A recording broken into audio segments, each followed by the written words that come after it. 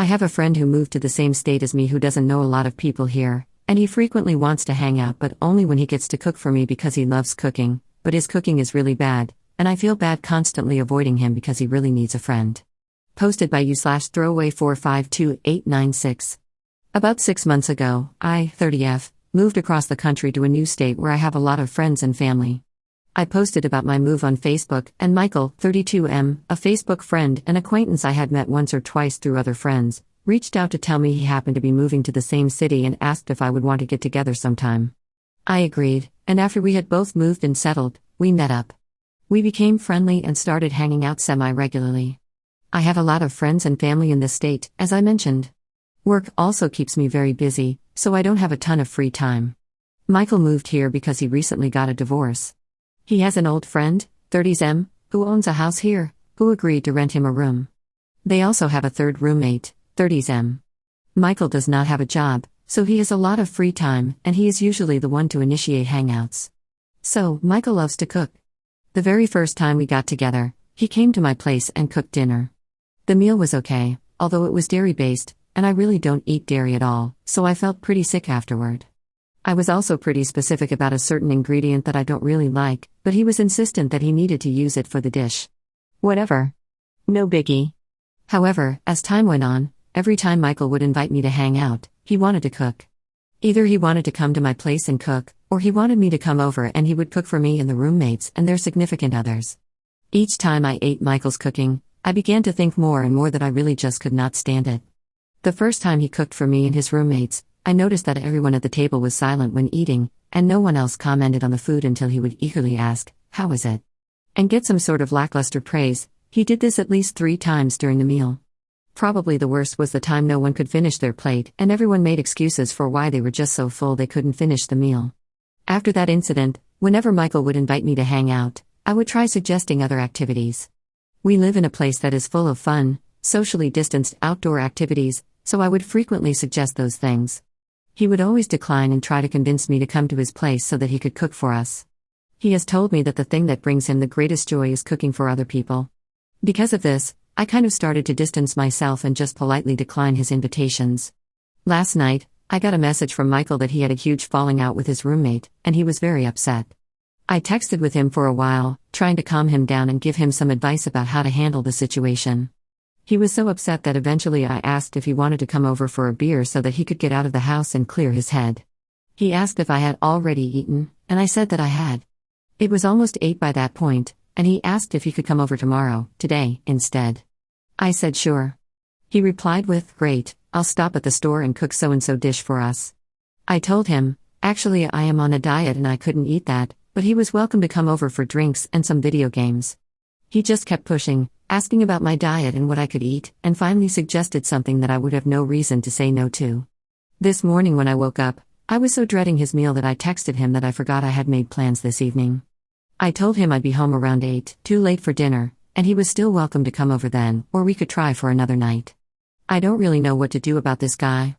I feel bad because he hardly knows anyone here, and now it looks like he's on bad terms with his roommates, and I know he probably really needs a friend right now. But he's so insistent on feeding me every single time we get together. I think if I tell him that I can't stand his cooking, it will honestly be more hurtful than just fading out of his life. /relevant comments. Commenter. Dude, just tell him the truth. If it's the end of the friendship because of his bruised ego, so be it. You're supposed to enjoy time with your friends. Life is too short to suffer through his meals. Commenter 2. Even without the awful food, I'd really have my back up about someone that was so insistent on feeding me all the time. It's weird and kinda overstepping, especially when you've tried to say no. Update 2 weeks later. So my post didn't get a ton of attention, but I still felt like it deserved an update. After posting and thinking about things, I realized that it wasn't just about the cooking. I didn't want to hurt his feelings, but I really didn't care to be friends with Michael anymore. He never wanted to do anything I suggested, and that really bothered me. I felt like our entire friendship was just about me making time to do what he enjoyed, cooking for us, even though I got nothing out of it at all. After that, I started to distance myself from Michael. I would put hours between answering his texts and politely decline any invites. I was also in an accident a few weeks ago, and I'm now on a medication that makes me very tired, so I have limited free time. Then, one night around midnight, I got a text from Michael saying that he was worried about me. When I asked why, he replied with, "You used to be my best friend, but now you just ignore me." There were a bunch of typos, so I could tell he had been drinking. I told him I had been busy and also pointed out that I had actually invited him to do a lot of things with me, but he always turned down my invites. He acknowledged that was true, apologized, and said that in the future, if I asked him to do things I enjoy, he'd be sure to accept. 3 days later, he messaged me again asking when I was free to hang out. I replied with, "What do you have in mind?" I wanted to hear what he wanted to do before committing to hanging out. He kept pushing, just saying he'd like to see me and he'd be available anytime I was free. I finally gave him a time frame, to which he replied he'd love to come over and cook for us. That was just the final straw, so I sent him the following message.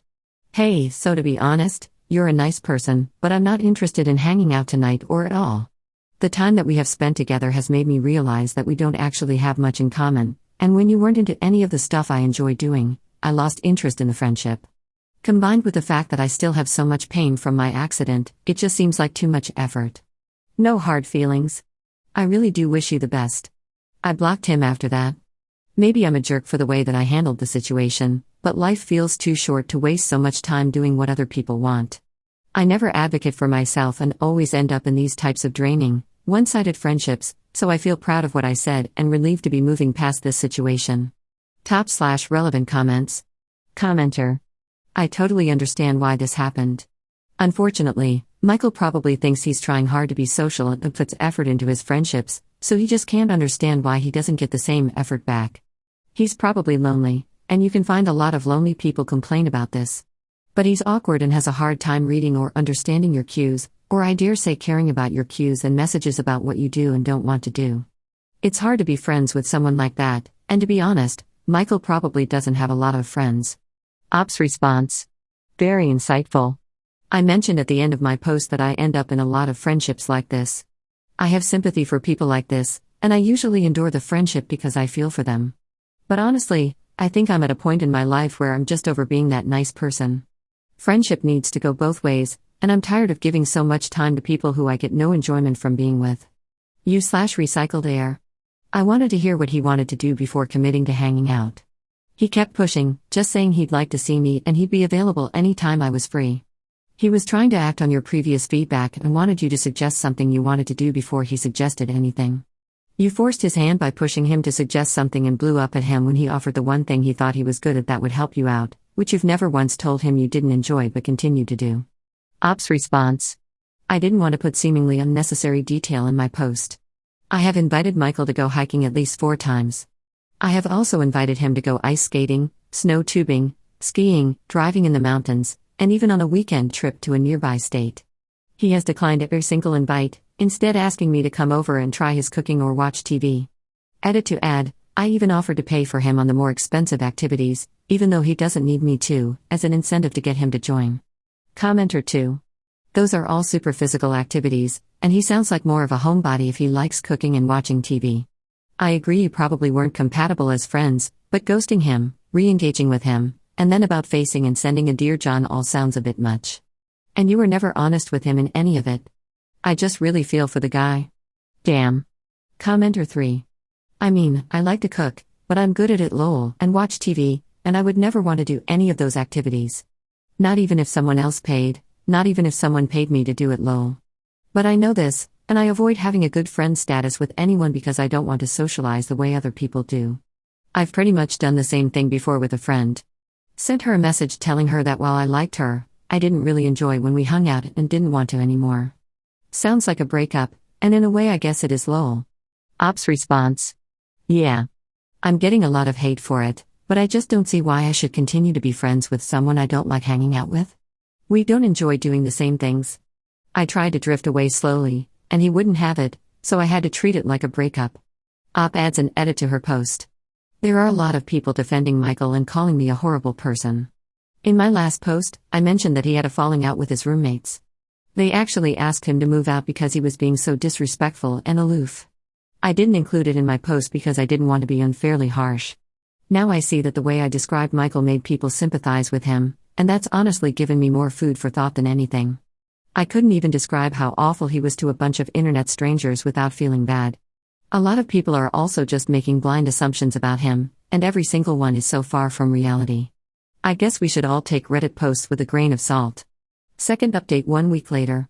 I got a lot of hate on my last post here, and at first, I couldn't really understand why. One person who continued to comment angrily was you/recycled air, so I actually ended up messaging him privately to ask why he thought I was such a villain. It turned out to be a really productive conversation. I gave him some more details about the situation and really ended up realizing that the issue was deeper than I made it out to be. I had left some details out of my original post, thinking that they were not necessarily relevant, only to realize that they were the true root of the problem. Thanks to you/recycled air for letting me get stuff off of my chest and encouraging me to make another post. So I will provide those details, and surprisingly, even to me, new events have occurred, and I will share those as well. When Michael and I first moved to the state we live in, we were both romantically interested in one another. We had been online friends for a while, having only met once briefly in real life, and I think we expected more to develop between us when we moved to the same city. I did not mention this at all in my post because after spending some time together, I realized that I didn't feel that way toward him anymore. I told him that upfront, and we agreed to continue to be friends. Initially, one of the biggest reasons that we connected was over our shared love of outdoor activities. So for everyone guessing that Michael was unable to or disinterested in the hikes and trips I planned, that just wasn't true. He's very physically fit, and early on, he expressed a huge interest in these activities. However, when he wanted to hang out, he always wanted to hang out at one of our houses, and almost always, this led to us being in situations where he would want to lay on the couch and gradually lead into trying to cuddle with me. So while I disliked his cooking, I guess that really, I just felt like he was never respectful of the boundary that I set when I told him I only wanted to be friends. I was channeling my anger into his mediocre food. I tried hard to maintain a friendship by inviting him to do the things he had already told me that he loved, but he never wanted to, and this led me to feel like he was disingenuous. This ultimately ended with me telling him off and blocking him. Many people read what I did and saw it as cruel, but I felt like this person did not respect me, and I didn't feel like what I did was wrong. However, there's more. The day after I made the post, I came home from work and found a stuffed animal on my doorstep with an apology note. It just said sorry for being a bad friend. I thought about it for a couple of days and decided that maybe I had been overly harsh. I unblocked Michael, and I thanked him for the stuffed animal. Then, I apologized for blocking him and told him basically what I said here, that I felt like he didn't respect my boundaries, and he didn't really value my friendship because he never wanted to do anything that I suggested.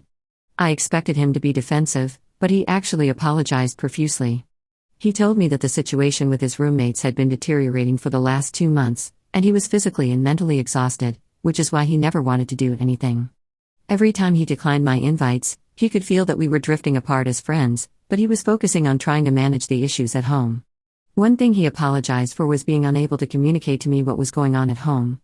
He also recognized that he had pushed my boundaries and tried to move things in a direction that was not platonic, and he apologized for that as well.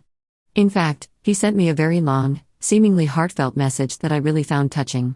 He told me that the day that I sent him that message and blocked him, he realized that between pushing away his one friend here and having such major problems with his roommates, he just did not want to stay in this city. The day he left the plush on my doorstep, he also packed a U-Haul and moved back home to his parents' house. So in the last 2 days, we've both apologized a lot and sort of resumed our superficial, meme-sharing, internet long-distance friends relationship that we had for a year prior to both moving to the same state. He said he hopes that one day, when he's in a better place, we can meet up again, and I can know him as the person he really is. Not that exciting, but I guess a happier ending than I expected. Thanks to everyone who chimed in. Even the criticisms really helped me unpack the issue that I was having. Also, a lot of people really wanted me to tell him his cooking was bad, but I decided not to. It just felt like kicking him while he was down, and ultimately, the cooking was irritating me mostly because of the events surrounding it. Maybe if we hang out again in person someday, we can laugh about it. But for now, I communicated what was really upsetting me, and he had the opportunity to explain his behavior and apologize, so I think it was as constructive as it could be. Top/relevant comments. Commenter. It is amazing how introspective we need to get to reach the true heart of the problem. I'm glad you both did. Commenter 2. When I read your first post, just the part where you said that you had to tell him multiple times that you didn't like, and wouldn't eat, an ingredient he insisted had to be in his meal set the red flags waving. I figured it was just me, because one of my hard boundaries is respecting my food choices, or choice to not eat something, and if that had happened to me, I never would have eaten his cooking again or let him cook for me. I kept wondering why no one else thought that was a big deal. And I guess in the grand scheme of things it wasn't, But to me it jumped out as something super disrespectful. I respect your decision to not bring up his cooking, but if in the future you decide to, I think you should also address his rude dismissal and lack of respect for your choice not to eat certain foods.